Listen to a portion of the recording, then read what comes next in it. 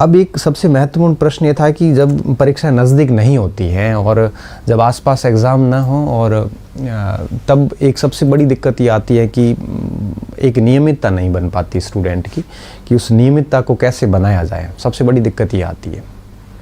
तो नियमितता बनाने के लिए कोई अलग से प्रयास नहीं करने पड़ते हैं। तो हमें सबसे पहले कारणों की तलाश करनी होती है कि क्या ऐसे कारण होते हैं जिसकी वजह से नियमितता बन नहीं पाती। बेसिकली सबसे बड़ा जो कारण है मार्केट का आज का, वो ये है कि बच्चे भटकाव में बहुत हैं, है ना। जब भटकाव होता है, अब भटकाव के कई कारण हैं, है ना। भटकाव के कई कारण होते हैं, सब चाहे वो आपके विभिन्न सारे स्रोतों की अधिकता भी भटकाव का कारण होती है। हम जितना ज़्यादा लोगों को सुनते हैं वो भटका देते हैं, आसपास के लोग भटका देते हैं। आजकल लाइब्रेरी कल्चर भी नेगेटिव नुकसान एक प्रकार से देने लग गए हैं। लाइब्रेरी में भी लोग इस प्रकार के डिस्कशंस करते हैं, तो ये सारी चीज़ें भटकाव पैदा करती है। और जब भटकाव पैदा होते हैं तब आपकी निरंतरता टूट जाती है। तो मैं आपसे सिर्फ इतना ही कहूँगा कि जब भी आप पढ़ाई करते हो तो विभिन्न प्रकार के भटकावों से दूर रहें और इस हेतु विभिन्न प्रकार के डिस्कशन से बचें। जितना ज़्यादा आप डिस्कशन से दूर रहोगे, जितना ज़्यादा आप मार्केट से दूर रहोगे, उतना बेहतर रहोगे। यकीन मानिए, आप 6-7 महीने, 8 महीने, 10 महीने अगर ये सोशल मीडिया से दूर हो जाते हैं या ये नकारात्मक लोगों से अगर दूर हो जाते हैं तो कोई फ़र्क नहीं पड़ेगा, है ना। आपको कुछ भी नुकसान नहीं होने वाला है। बेहतर ये है कि आप उनसे दूर हो जाइए और इस भटकाव से बचिए। पहली बात तो ये है।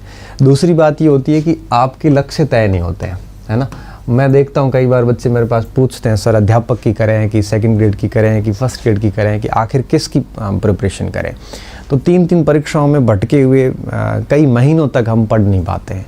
तो बेहतर ये होता है कि आप देख लीजिए भाई, आप पाठ्यक्रम देखिए। अगर आपके लिए बड़ा फेवरेबल पाठ्यक्रम है, आपने पहले कौन से अटैम्प्ट लिए हैं, है ना, इन सारी चीज़ों को देखते हुए आपकी जो काबिलियत है या आपको कौन सा ठीक लग रहा है, ये सब सोच के फटाफट एक डिसीज़न ले लीजिए, है ना। एक निर्णय लेने के बाद में आप अगर बैठोगे ना तो फिर क्या टाइम मैनेजमेंट भी हो जाता है, सारी चीज़ें हो जाती है। हम मोस्टली क्या करते हैं ना, पाठ्यक्रम हमारे पास में, हमें पता भी नहीं होता कि हमें एग्ज़ाम कौन सी की तैयारी करनी। सबसे अधिक प्रश्न मेरे पास ये आता है कि किस एग्ज़ाम की तैयारी करनी। फिर जब एग्ज़ाम लक्ष्य तय हो जाते हैं उसके बाद कई सारी चीज़ें सुलझ जाती है।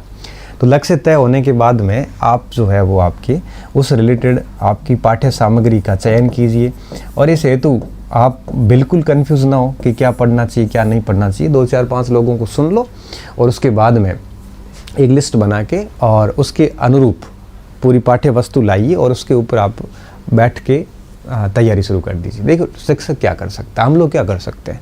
हम ये कर सकते हैं कि जो आपकी मंजिल है, अब शिक्षक मंजिल तक नहीं पहुंचा सकता, शिक्षक आपकी मंजिल का रास्ता तय कर सकता है, मतलब आपको राह दिखा सकता है। उस राह के ऊपर चलकर आप मंजिल तक पहुंच सकते हो। हमारा काम सिर्फ इतना ही है। एक व्यक्ति हुए थे थॉमस कैरुदर्स करके, है ना। थॉमस कैरुदर्स हुए थे। उन्होंने कहा था कि शिक्षक वह है जो धीरे धीरे अपनी ज़रूरत को ख़त्म कर दे। शिक्षक उसे कहते हैं जो अपनी ज़रूरत को ख़त्म कर दे। इसका तात्पर्य ये होता है कि आपको मेरी ज़रूरत हो रही हो कि रास्ता बताने के लिए या पेपर कैसे करना है या कौन सी पुस्तक पढ़नी है। मैं चाहता हूँ कि आपको इस लेवल की मैच्योरिटी आप में हो। आप हम लोगों से सीखने के बाद, आप अपनी परिस्थितियों से सीखने के बाद इस लेवल के मैच्योर हो जाओ कि आपको हमारी ज़रूरत ना रहे। तो शिक्षक सच में वही होता है जो आपको अपनी खुद की ज़रूरत को ख़त्म करे। और मैं यही चाहता हूँ कि आप खुद परिपक्व हो, आप खुद अपना रास्ता तय करें, आप खुद अपने निर्णय लें और विभिन्न प्रकार की इन मार्केट की इस जंजालों से दूर रहोगे। उतना जितना ज़्यादा दूर रहोगे उतना भटकाव कम आएगा और आप है वो फ़ायदे में रहोगे। तो सबसे बड़ी प्रॉब्लम ये आती है कि आपका लक्ष्य तय नहीं है। तो जितना जल्दी हो सकता है आप अपना लक्ष्य तय कीजिए और फिर इसमें भटकिए मत, मार्केट को मत सुनिए, आप मार्केट से दूर रहिए, है ना। मार्केट में देखो यूट्यूबर्स भी आते हैं, मार्केट के अंदर विभिन्न कोचिंग सेंटर भी आते हैं, मार्केट में अपने सारे साथी भी आते हैं। ये सब चीज़ों से दूर रहिए। इसके साथ साथ सोशल मीडिया पूरा मार्केट ही है। अब इसमें कई सारे लोग आएंगे कि भर्ती आ नहीं रही है, कोई कहेगा कि आपकी विषय की पोस्ट नहीं आ रही है, कोई कहेगा कि ये हो रहा है वो हो रहा है। इन सारी चीज़ों से आप दूर रहिए क्योंकि ये आपके हाथ में नहीं है।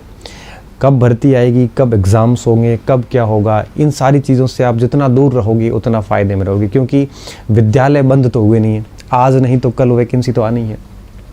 अब जब ये भटकाव आते हैं तो भटकाव आने के बाद में क्या होता है कि आपकी निरंतरता टूट जाती है, ठीक है। अब जब ये निरंतरता टूटती है ना, तब निरंतरता टूटने का सबसे बड़ा परिणाम ये निकलता है कि आप अस्त व्यस्त हो जाते हैं। और जब आप अस्त व्यस्त हो जाते हैं तब समस्या ये आती है कि आपका पूरा टाइम मैनेजमेंट बिगड़ जाता है। और जब आपका टाइम मैनेजमेंट बिगड़ जाता है तब आप में नीरसता आ जाती है ना, नीरसता आ जाती है। और सबसे बड़ी समस्या ये आती है कि मनोबल गिर जाता है और आपको अपने ऊपर ही क्रोध आना शुरू हो जाता है ना, मनोबल गिरता है, निरसता आ जाती है, कोई उत्साह जैसी स्थितियाँ उत्पन्न होती नहीं है। तो बेहतर सबसे बढ़िया ऑप्शन ये होता है कि आप अपनी निरंतरता को बनाए रखें। और इस हेतु सबसे बढ़िया काम ये होता है कि आप अपना टारगेट सेट करें, अपनी पाठ्य सामग्री सेट करें और उसके बाद में आप अपने आप को हमेशा से बाउंड रखें। आप रात को सोते वक्त हमेशा से ये तय कर लें कि कल क्या टारगेट है और आपको कल क्या चीज़ें पूरी करनी है। जिससे जैसे ही आपने तय कर लिया कि भाई कल मुझे ये 5 टॉपिक पूरे दिन में करने हैं, तो फिर पूरा दिन उन टॉपिक्स को करते रहिए। आप ना आगे के कल के बारे में सोचें, ना आप पीछे के कल के बारे में सोचें। आप केवल और केवल अपना एक दिन का जो टारगेट आपने लिया है उस टारगेट को पूरा करने में लगा है ना। जिस तरह से आप डेली इसी तरह से टारगेट के रूप में चलते रहोगे तो निश्चित तौर पे ये निरंतरता कभी नहीं टूटेगी, ठीक है। बीच बीच में ऐसे अप्स एंड डाउन आते हैं, अप्स डाउन आने भी चाहिए, क्योंकि जब अप्स आते हैं और डाउन्स आते हैं दोनों अच्छी स्थितियाँ हैं। अगर आप दोनों एक्सट्रीम कंडीशन में, मान लो कि कई बच्चे ऐसे होते हैं जिनको ये मान लिया जाता है कि मेरा सिलेक्शन नहीं होता, मेरा नहीं होगा, तो भी बहुत ख़तरनाक स्थिति है, इसमें आप बहुत ज़्यादा डिप्रेस्ड हो जाओगे। अगर कोई ऐसे व्यक्ति हैं जो ये मान लेते हैं कि नहीं मेरा तो कन्फर्म ही सिलेक्शन है, ये अति भी बहुत ख़राब है। क्यों? क्योंकि ये फिर ओवर कॉन्फिडेंट में गलतियाँ ज़्यादा हो जाती हैं। बीच की स्थिति आपकी हमेशा रहनी चाहिए, कभी ये लगना चाहिए कि नहीं हो रहा है, कभी लगना चाहिए कि मेरा हो जाएगा। और इस स्थिति में रेगुलर आप है वो कितना भी कहीं पर भी बिजी हो, अपने 5-7 घंटे डेली निकालिए, मतलब निकालने हैं आपको, है ना। तो इससे क्या होगा कि आपकी कंटिन्यू एक कंसिस्टेंसी के साथ बनी रहेगी और ये सबसे बढ़िया बात होती है ना। तो बढ़िया तरीके से मेहनत करिए, नियमितता लगातार बनाइए और डेली रूटीन का ध्यान रखिए। जिस दिन आपका रूटीन टूट गया है ना, रूटीन का बना रहना बहुत ज़रूरी होता है। हर दिन आप मन भी नहीं है ना तो भी कुछ न कुछ पढ़ते रहिए। रूटीन टूटने के बाद आपको मोटिवेशन की आवश्यकता रहती है और ये मोटिवेशन थोड़ी देर तक रहते हैं, उसके बाद में ये मोटिवेशन ख़त्म हो जाते हैं। अभी प्रेरणा जो है वो तभी आवश्यकता होती है जब रूटीन नहीं रहते।